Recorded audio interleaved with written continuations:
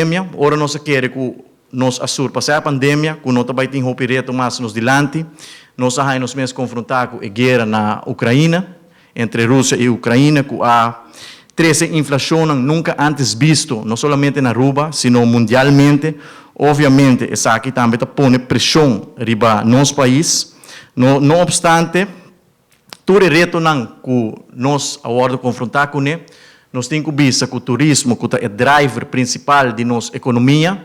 está recuperando hobby bom, e cifra que nós estamos disponível está demonstrando uma recuperação melhor que a cifra de ano 2019, que estava um ano hobby bom para nosso país.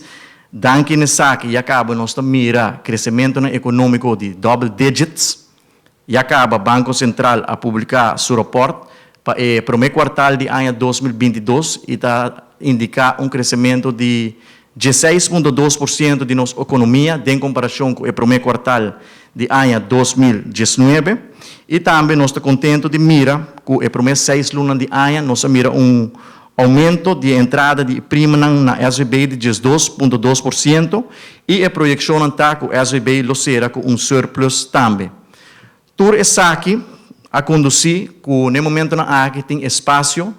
para aumentar a pensão de vejez para nos grandes, nós temos que ter em conta que a inflação e a fator externo também está pisa riba nos grandes, e está pensando conjuntamente com o SVB nós a tomar a decisão que devido à recuperação de nosso turismo, a economia está crescendo, a entrada de prima também está aumentando, e o SVB está sendo com surplus, apone que nós a tomar a decisão para anunciar algo,